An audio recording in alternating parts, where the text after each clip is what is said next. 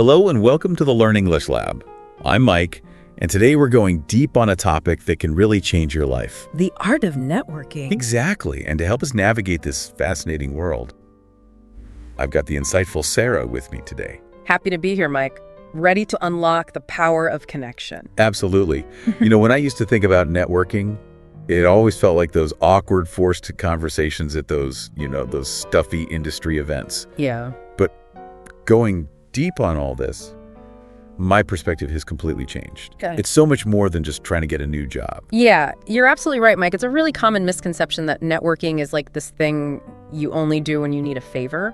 Right. When you need something from somebody. It's actually an ongoing process, Yeah. It's about building real relationships that can actually improve every part of your life.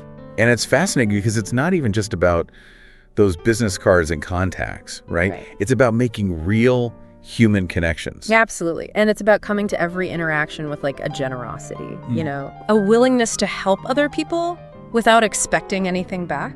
It's funny you say that because one of the biggest themes in everything we looked at is this idea of helping others. Right. Like help other people, and it comes back to you in ways you don't even expect. It's not about expecting anything back immediately. Right. But it's about fostering that genuine desire to connect with people. Yeah. To understand their experiences, to offer your support when you can. I remember reading this story about someone who offered to help an old colleague with a project. Oh, yeah. Even though they didn't want anything from him. Right. And later, that same colleague ended up referring them to their dream job. Wow. It just shows how powerful it can be. Those acts of kindness can really come back around. It really is. It's about nurturing those relationships even when you don't need anything. Right. And those are often the connections that turn out to be the most valuable. It's like you're putting money into this relationship bank account. You're making these deposits of kindness and generosity. Yeah. So that when you need to Make a withdrawal, you have it. Yeah. And those withdrawals don't always have to be like, you scratch my back, I'll scratch yours. Right. Sometimes it's just about having someone to talk to. Oh, yeah. Bounce ideas off of or offer support during like a tough time. Another thing that really stuck with me was this emphasis on real, genuine interest. Oh, yeah. It sounds so simple, but so many people just don't do it. It's not about trying to sell yourself or impress people with what you've done. It's about genuinely focusing on the other person. Yeah. Their interests, their goals. Exactly. People are just drawn to those who really want to understand them. It's like you're flipping the script on all that old networking advice. Instead of thinking, what can this person do for me? You're thinking, what can I learn from this person? How can I help them reach their goals? And that change is so powerful, it takes the pressure off. Of like self-promotion and lets you connect on a much deeper level. One thing I found really surprising was that it's not always about those big formal networking events. Yeah. Sure, those conferences and industry gatherings have their place. Right. But you can make meaningful connections anywhere. You can. It's about seeing every interaction as a potential opportunity to connect. Yeah. It could be a conversation with someone at a coffee shop, Right. a volunteer event, or even just striking up a conversation with someone on LinkedIn. It's almost like networking is always on. Absolutely. A way of approaching the world with curiosity. And that's what's exciting. You never know where these connections might lead or how they might improve your life. So let's say you're at one of these events or you just met someone interesting. Right. What are some practical tips for moving beyond those surface level interactions Okay. and actually building something real? One thing that kept coming up was finding common ground. Yeah. Whether it's a shared alma mater, a passion for a hobby, or even just a favorite book, those points of connection can really spark a conversation and lead to a deeper relationship. It's like you're looking for those little shared experiences, those things that say, hey, we have something in common. And it's not just about finding common ground, it's about actively seeking it out. Yeah. Asking open-ended questions, listening carefully, and showing that you're really willing to share your own interests and experiences. Right. This creates that sense of rapport and makes the other person feel seen and heard. It's like that saying, to be interesting, be interested. Exactly. The more you focus on learning about the other person, the more likely you are to find shared passions and build that genuine connection. And don't underestimate the power of just saying thank you. Oh, yeah. Expressing gratitude shows that you value the interaction and you're serious about building a relationship. That's such a good point. Sometimes the smallest things have the biggest impact. Absolutely. It's those personal touches that make networking more than just a transaction. Yeah. it turns it into a real connection. Speaking of making a connection, one thing that really surprised me was how much emphasis was placed on going beyond the surface. Yeah. Sure, business cards and elevator pitches have their place, Right. but truly meaningful connections often come from shared values, common interests, and that genuine curiosity. It's about going beyond those superficial interactions and really getting to know the person behind the title or their work persona. So how do we do that? How do we move beyond the small talk and make a deeper connection? One of the best strategies is to ask good questions. Yeah. Not just what do you do, but questions that go into their passions, their challenges, what they want to achieve. So instead of asking, what company do you work for? Right. You might ask, what's the most exciting project you're working on right now? Exactly. Or instead of what's your role, you might ask, what made you want to do this in the first place? Those are great examples. It's about asking questions that spark a real conversation. Right. Questions that let the other person share their story and show their true selves. And it's just as important to be willing to share your own story, your own experiences, and even your vulnerabilities. Because vulnerability creates connection, right? Absolutely. When we let our guard down and share our true selves, it creates a space for others to do the same. That's so true. Yeah. It's about creating that feeling of, hey, we're both in this together. Exactly. And that's when those really special connections happen. It's amazing how those little changes in how we think can have such a big impact on how we network. Yeah. It's about seeing networking not as a chore Right. or something you have to do, but as a chance to connect with interesting people, Exactly. learn from them, and build relationships that can make our lives better in so many ways. It really is. Well said, Sarah. I think we've covered a lot of ground here in this first part of our deep dive. Yeah. We've talked about the importance of genuine interest, Yeah. finding common ground, and asking thoughtful questions. But let's get even more practical. What are some specific tips for making a lasting impression and nurturing those connections over time? One thing that came up over and over was following up. Oh, yeah. It sounds simple, but so many people just forget about it after an initial meeting. Yeah, it's like you go to an event, you meet all these people, Right. exchange business cards, and then Nothing. Yeah. Nothing. But following up promptly and in a meaningful way is really important. right? It shows that you were listening, that you valued the conversation, and that you want to build a relationship. So what does good follow-up look like? It doesn't have to be anything complicated. Right. Just a quick email or LinkedIn message saying you enjoyed the conversation. Yeah. And mentioning something specific you talked about can go a long way. For example, you could say something like, it was great talking to you about topic. Right. I'm really interested in learning more about the specific area they mentioned. Or if they mentioned a challenge they were facing, you could offer a resource or a connection that might help. It's all about showing you are listening and that you genuinely want to help. And don't forget about handwritten notes. Oh, yeah. In today's digital world, a personal handwritten note can really stand out. I love that. It's so thoughtful and unexpected. And it doesn't have to be a long letter. Right. Just a couple of lines expressing your appreciation and referencing something from your conversation can make a big difference. It's those little things that show you're going the extra mile. Right. You're not just going through the motions. You really care. Exactly. Another tip I found helpful is to keep a networking journal or a spreadsheet That's a great idea. where you jot down notes about the people you meet. It can be as simple as their name, company, and a few key details about their interests Right. or goals. That way, when you follow up or see them again, Right. you can reference those details and personalize your interactions. Exactly. It shows that you were paying attention and that you value the relationship. And it can be really helpful for remembering those little things that can make a difference, like their kids' names or a favorite hobby. It's those personal touches that turn networking into a real connection. So we've talked about following up and keeping track of our connections. Yeah. How do we nurture those relationships over time?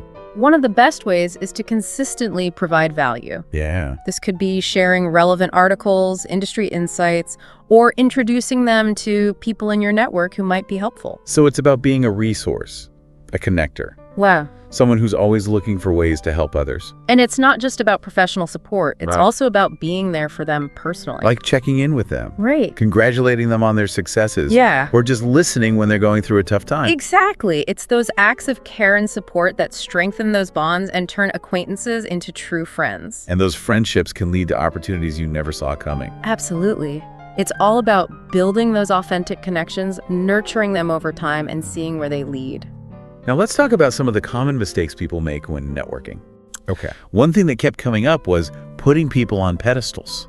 Ah, yes. That classic mistake of being so impressed by someone's title or accomplishments that we forget they're human. It's like we forget they're just people too, Right. with their own hopes and fears. And when we put them on a pedestal, it creates this imbalance. Yeah. We come across as insincere or even desperate, Right. which can actually make it harder to connect with them authentically.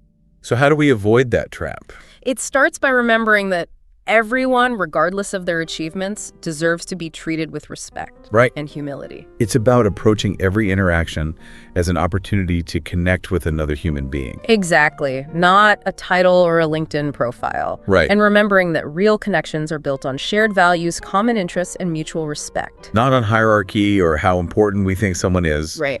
Another common mistake is being too pushy or demanding, Oh, yes.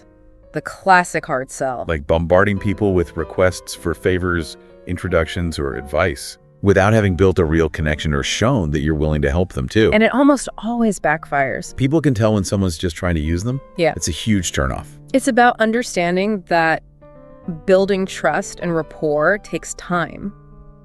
It's about focusing on nurturing those relationships, not on what you can get out of them.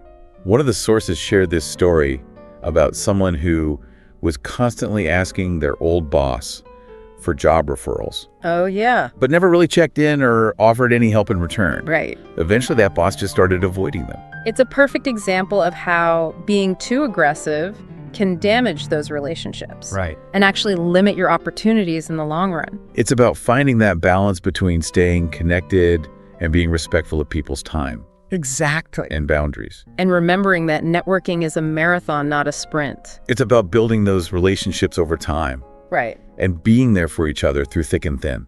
And as those relationships deepen, you'll find that opportunities for collaboration, support, and even unexpected encounters will naturally come up. Speaking of unexpected encounters, I loved how many sources talked about the importance of networking before you need to. It's such a smart strategy. When you glimpse your network, when you don't have something specific to ask, Right. you take the pressure off Yeah. and you can approach those connections with a more relaxed and open mind. Exactly. Plus, when you do need help or advice, Yeah.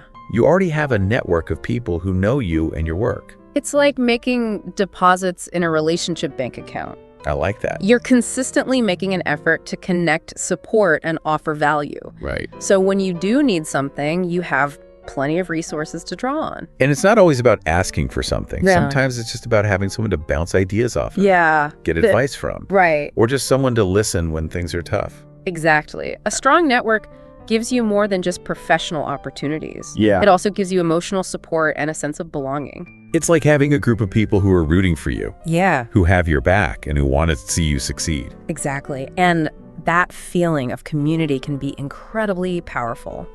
So as we move into the final part of this deep dive, Okay. what are some key takeaways you want to leave our listener with about navigating this complex world of networking? Well, Mike, one thing that came up a lot in our research was how technology has changed everything. Oh, yeah. For better or for worse. Right. We have these amazing platforms like LinkedIn Yeah. that let us expand our networks way beyond our immediate circles. It's like having this massive global directory of professionals at our fingertips. Exactly. And it's not just LinkedIn. There are online communities, forums, and social media groups for every industry and interest. It's incredible how much easier it is to find and connect with people who share our passions. Yeah. But on the flip side, I think there's a risk that technology can make our interactions feel less real. I agree. It's easy to get caught up in the numbers game. Collecting connections without really taking the time to build relationships. It's like we're sending out these generic connection requests. Right. Or spamming people with promotions without really trying to build rapport. And that's where the art of online networking comes in.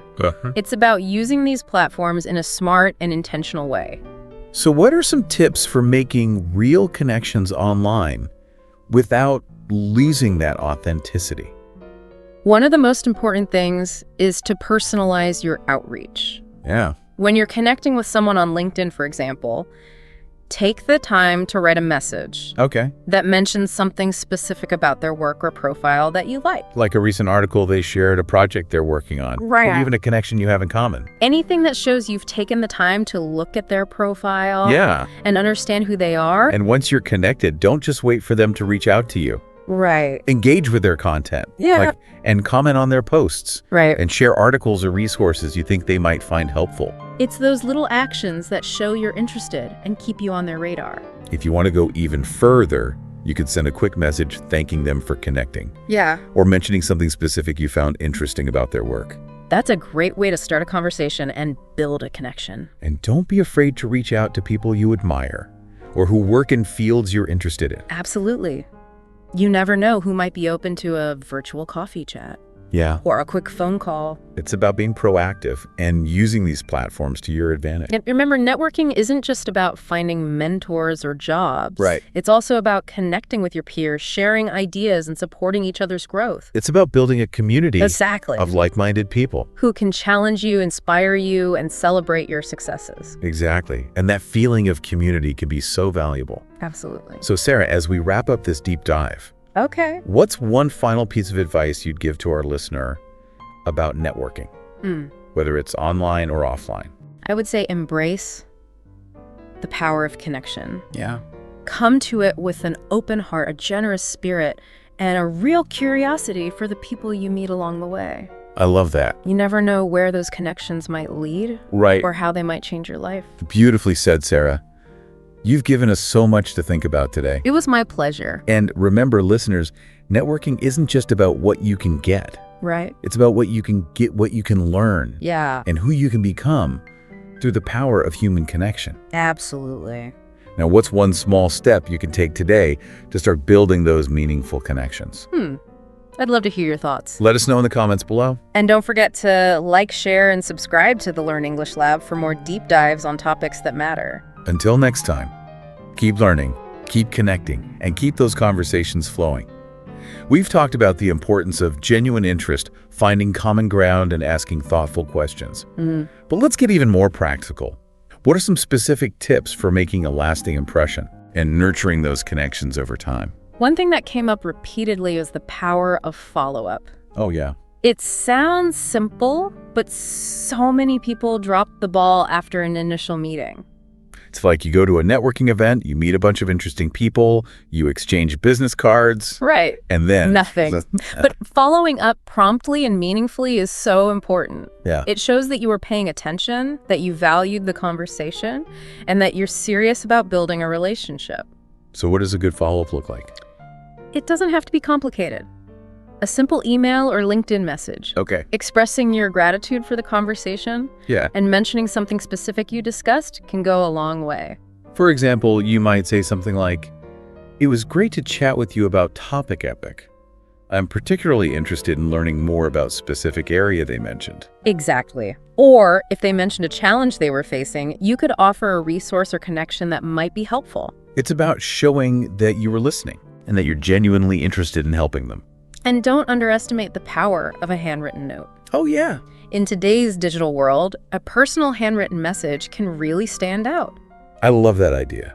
It's so thoughtful and unexpected. It doesn't have to be a long, elaborate letter. Right. Just a few lines expressing your appreciation and referencing something specific from your conversation can make a big difference. It's those little touches that show you're going the extra mile. Right. You're not just going through the motions of networking. You really care.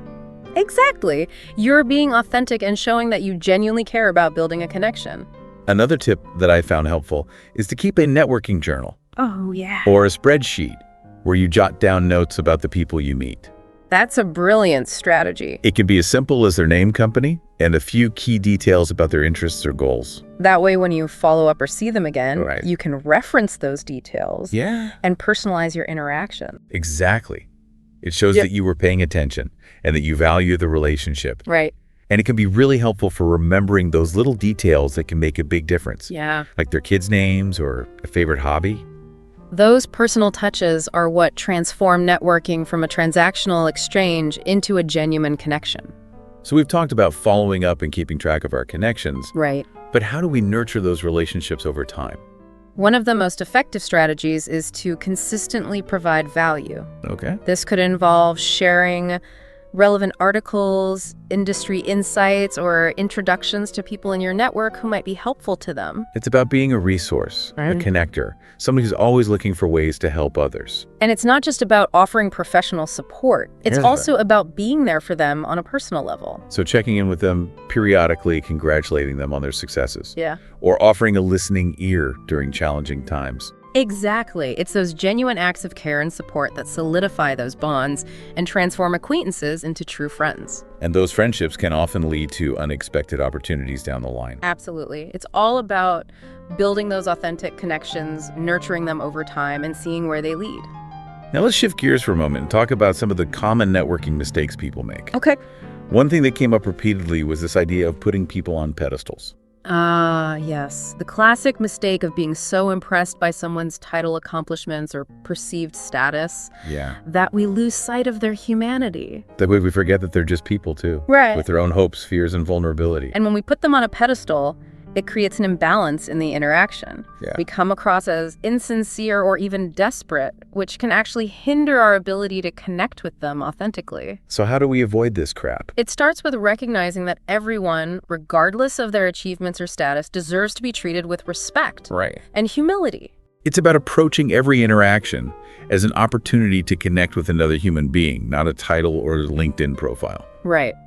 And remembering that genuine connections are built on shared values, common interests, and mutual respect, not on hierarchy or perceived importance. Another common mistake is being overly pushy or demanding. Oh, yes.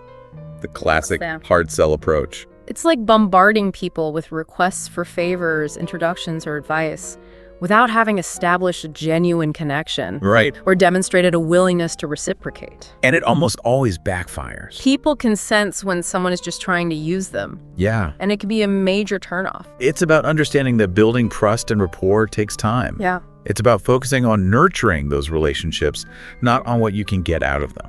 One of the sources shared this anecdote about someone who was constantly hitting up their former boss for job referrals. Oh, yeah. Without ever really checking in or offering any help in return. Right. Eventually, that former boss just started avoiding them altogether. It's a perfect example of how being too aggressive can actually damage those relationships and limit your opportunities in the long run. It's about finding that sweet spot between staying connected and being respectful of people's time and boundaries. And it's about recognizing that networking is a marathon, not a sprint. It's about building those relationships over time and being there for each other through both the good times and the bad. And as those relationships deepen, you'll find that the opportunities for collaboration, support, and even serendipitous encounters will naturally arise. Speaking of serendipity, I loved how many sources emphasize the importance of networking before you need to. It's such a smart strategy. By building your network, when you don't have a specific ask, you take the pressure off. Right. And can approach connections with a more relaxed and open mindset. Exactly. Plus, when you do need help or advice, you'll have a network of trusted connections who are already familiar with you and your work. It's like making deposits in a relationship bank account. I like that. You're consistently making efforts to connect, support, and offer value, so when you do need to make a withdrawal, you have ample resources to draw upon. And those withdrawals don't always have to be transactional. Sometimes it's just about having someone to bounce ideas off of, get advice from, or even just offer a listening ear during challenging times. Absolutely. A strong network provides not just professional opportunities, but also emotional support and a sense of belonging. It's like having a tribe of people who are rooting for you, who have your back and who want to see you succeed. Exactly. And that sense of community can be incredibly powerful. So as we move into the final part of this deep dive, okay, what are some key takeaways you want to leave our listener with about navigating this complex world of networking? Well, technology has definitely changed the networking game. Yeah, it's like a whole new world out there. Right. We have these amazing platforms like LinkedIn that allow us to connect with people from all over the globe. It's amazing to think about how much easier it is to find people who share our interests or career goals. Yeah, but there's also a downside. What do you mean? It's easy to get caught up in the numbers, like collecting connections without really putting in the effort to build real relationships. It's like we're just sending out these generic connection requests. Right. Or blasting everyone with promotional stuff without actually trying to connect. Exactly. And that's where the art of online networking comes in. So how do we use these platforms strategically? Well, one of the most important things is to personalize your outreach. Okay. When you're reaching out to someone on LinkedIn, for example, Uh-huh. take the time to write a message that mentions something specific about their work or profile that stood out to you. Like a recent article they shared or a project they're working on? Exactly. Or even a mutual connection you share. It's all about showing that you've taken the time to actually look at their profile and understand who they are. Right. And once you're connected, don't just wait for them to reach out to you. Exactly. Engage with their content, like and comment on their posts. Okay. Share articles or resources that you think they might find valuable. It's about staying top of mind Right. and showing them that you're genuinely interested. And if you really want to make an impression, Yeah. you could send a short personalized message thanking them for connecting Oh, yeah. or mentioning something specific that you found interesting about their work. It's all about starting a conversation and building that rapport. And don't be afraid to reach out to people you admire Okay. or who work in industries you're curious about. You never know who might be open to a virtual coffee chat Exactly. or a quick phone call.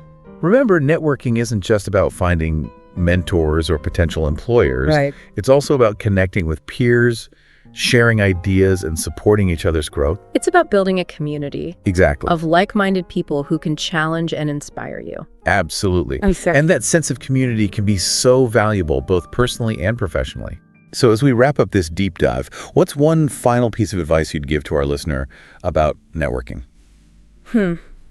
I would say approach networking with an open mind and a genuine desire to connect with others. You never know where those connections might lead or how they might enrich your life.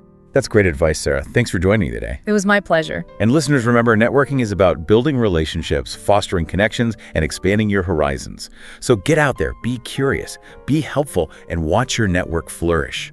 And don't forget to like, share, and subscribe to the Learn English Lab for more deep dives on topics that matter. Until next time, keep learning, keep connecting, and keep those conversations flowing. Hello and welcome to the Learn English Lab. I'm Mike, and I'm thrilled you could join us today for this deep dive into something pretty crucial, I think you'd agree, building new skills. You bet. And we've got Sarah here to share her expertise on how to navigate this crazy, always changing world where it feels like if you snooze, you lose when it comes to learning. It's so true. And it's interesting because it's not just about keeping up with like the latest tech or whatever. It's really about personal growth, advancing your career and just overall staying engaged and confident in yourself. Okay, yeah, I see what you mean. So let's unpack that a little bit. What makes continuous learning, always trying to learn new things, so important in today's world?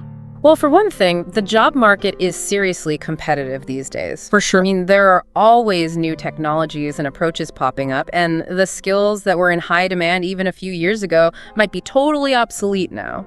Yeah, I've definitely seen that happen myself.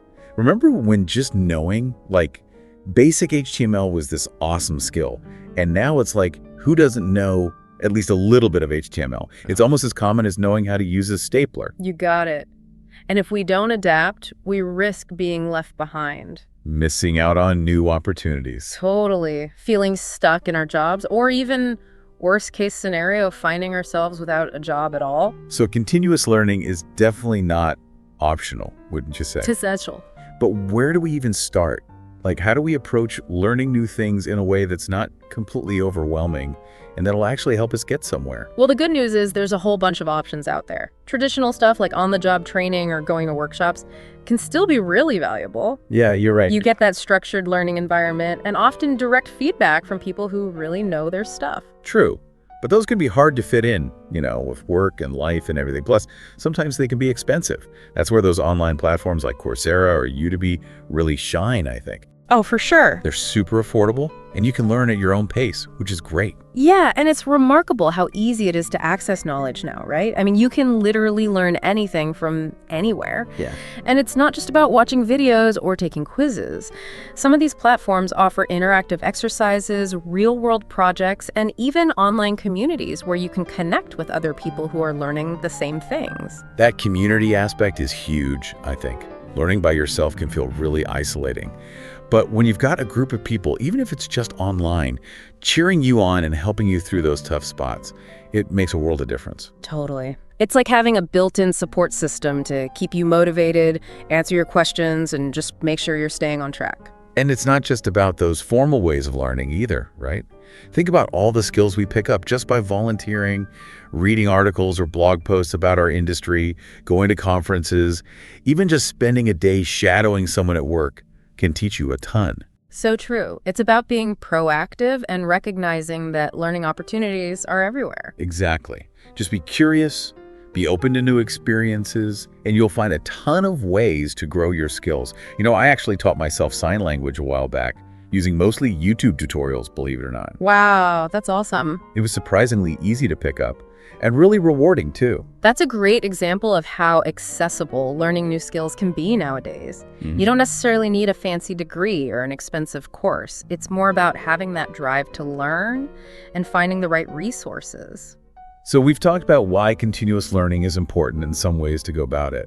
But what about the actual skills, right? Like, which skills should we be focusing on? This is where it gets really interesting. It definitely does. Things are changing all the time, but there are a few key areas that are probably going to be in high demand for a while. Okay, I'm all ears. Tell us, what are those in-demand skills we should be adding to our toolkit for the future?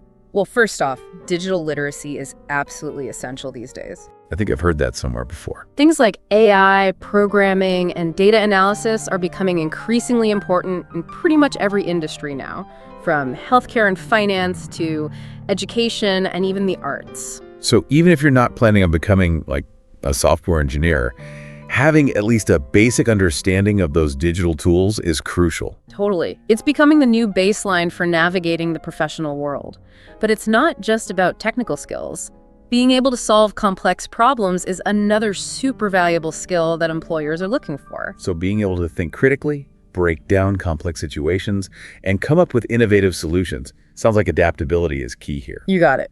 And this actually leads nicely into another crucial area, sales and marketing. Okay, interesting. In today's digital world, businesses need people who can connect with their customers online, build strong relationships, and tell stories that really resonate. So even if you're not in a traditional sales role, having those strong communication and persuasion skills is a major asset. Absolutely. And of course, we can't forget about the good old-fashioned interpersonal skills. Communication, leadership, and teamwork. These are sometimes called soft skills, but let me tell you, they're incredibly important for success in any field. I think we all know that one person who's a fantastic listener, who's super empathetic towards their colleagues, and who can handle even the trickiest conflicts with grace and calmness, those qualities are pure gold in any workplace, no matter what you do. You're so right. And I'd add one more to the mix: flexibility. This goes beyond simply being able to adapt to change. It's about being open to new ideas, willing to step outside your comfort zone, and viewing learning as a lifelong adventure. So it's not about reaching some kind of finish line. It's more about embracing that mindset of continuous growth and development. Exactly. It's exciting, for sure, but maybe a little intimidating too, right? It can be, but ultimately it's incredibly empowering to know that we have the power to shape our own futures by constantly investing in ourselves and learning new things. That's so true. I mean, it really is powerful. But I bet some people listening are thinking, okay, this all sounds great, but how do I actually make this happen? There's just so much information out there. It can feel totally overwhelming. Oh, definitely. It's easy to feel overwhelmed. A good place to start, I think, is by setting realistic goals. Don't try to learn everything at once or become an expert overnight. Right. So break down those big, ambitious goals into smaller, bite-sized pieces. Exactly. Think about learning a new language. You wouldn't expect to be fluent after just a couple of lessons, would you? No way. Takes time. Yeah. You start with the basics, build a solid foundation, and then gradually work your way up from there. That makes sense. And this is actually where finding a mentor can be super helpful. Yeah, mentor. Yeah, or just someone who's already mastered the skill you're trying to learn. Okay, yeah. They can give you personalized guidance, feedback, that kind of thing. And they can help you stay motivated and focused on your goals. Having that kind of guide, someone who's already walked that path, would be amazing.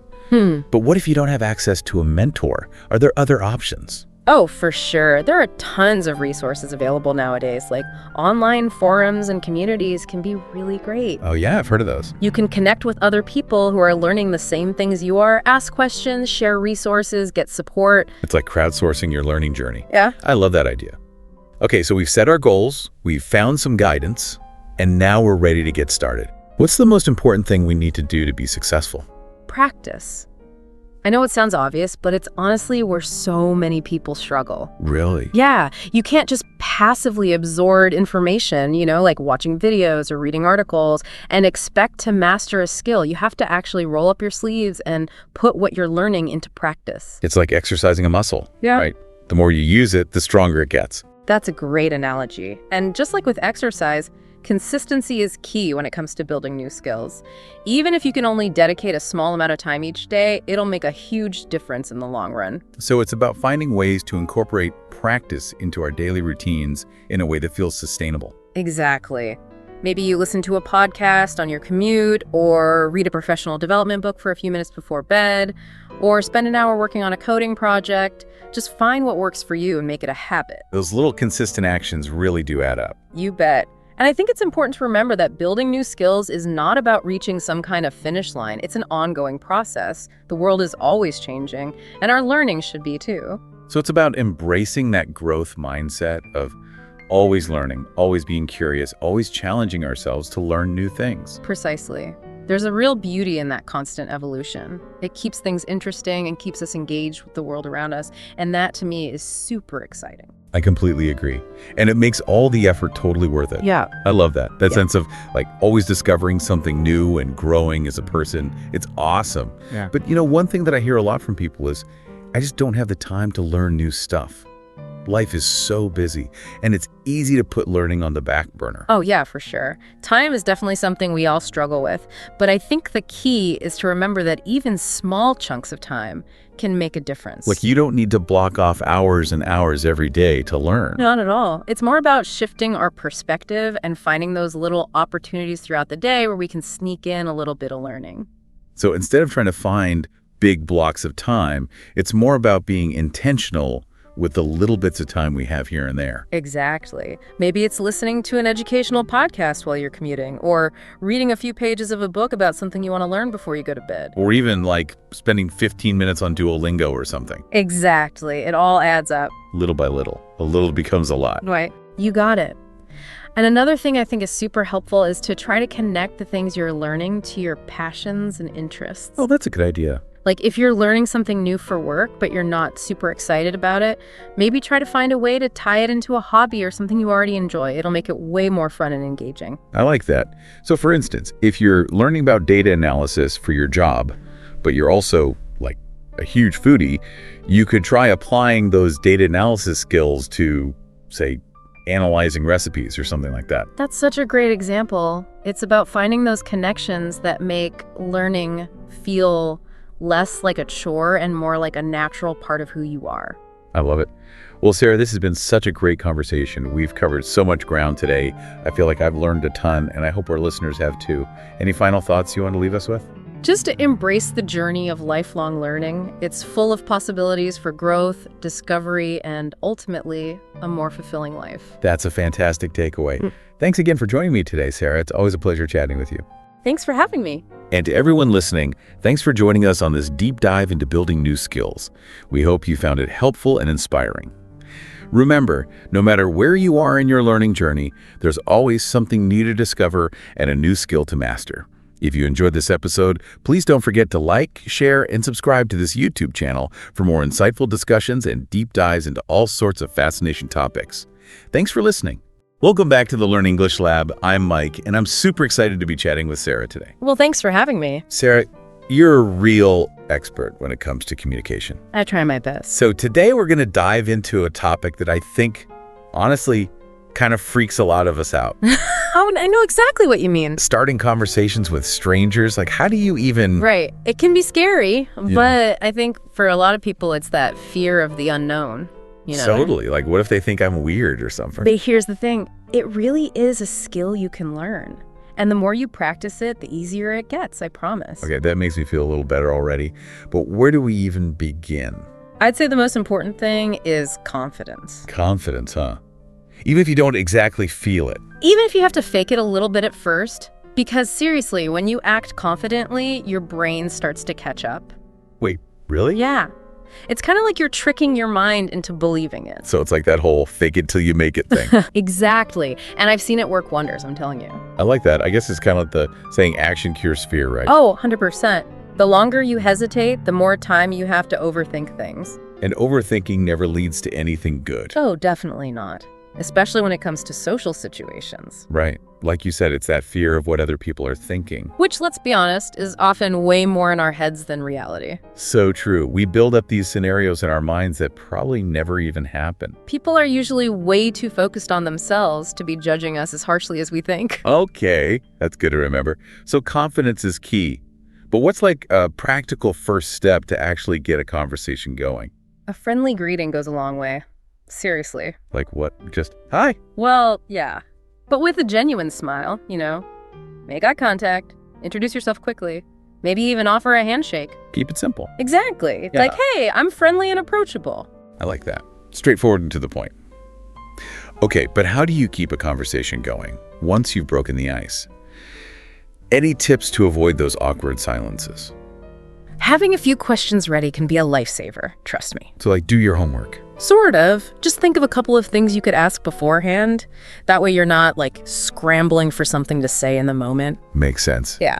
Do you have any examples of questions that usually work well? Oh, tons. I mean, even something as simple as asking for directions or recommendations can be a great way to start chatting. Like, hey, do you know a good coffee shop around here? Exactly. Or is this your first time at this event?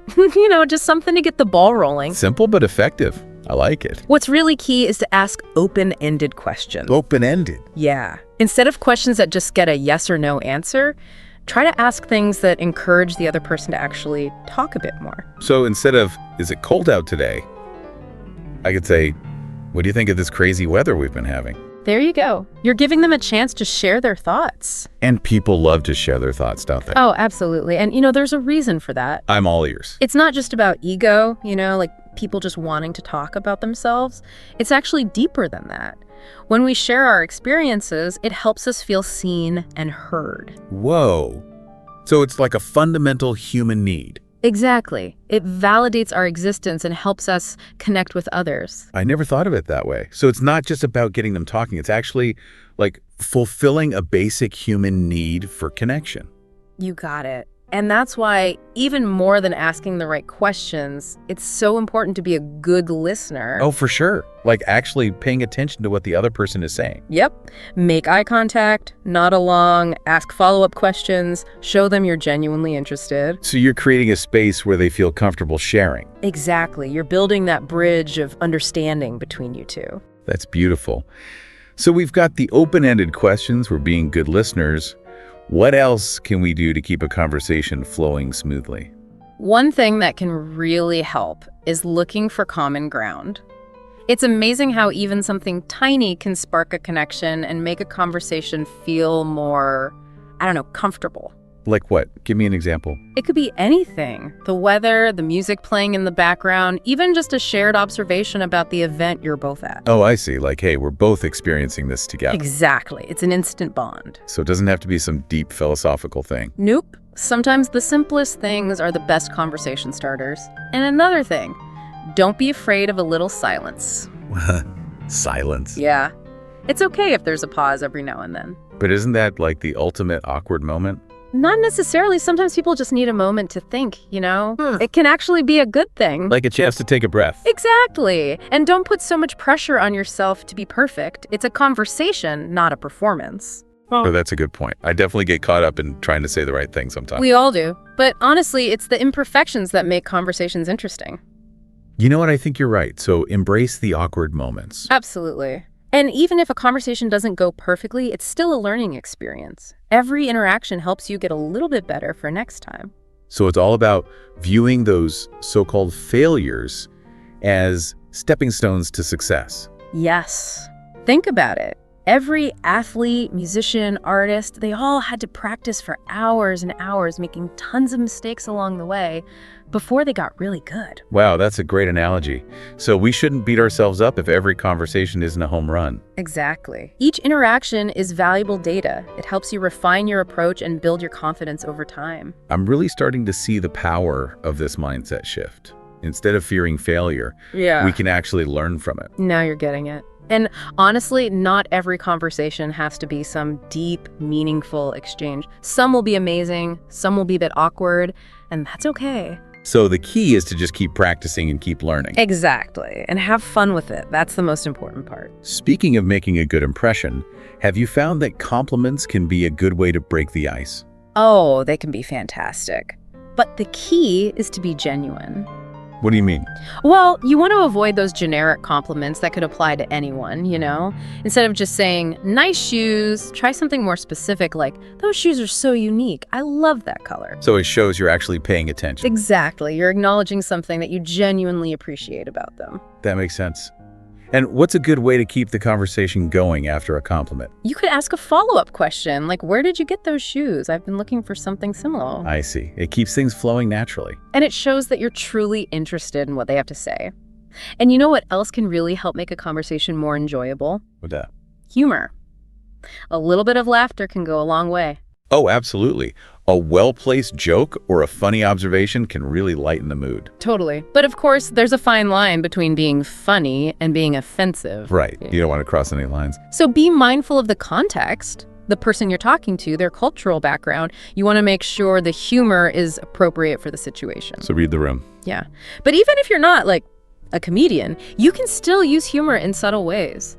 A playful tone of voice, maybe a self-deprecating comment, even just laughing together at an awkward moment, those things can create a connection. I like that. It takes the pressure off. Exactly. Because at the end of the day, authenticity is key. People can spot a phony a mile away. Right.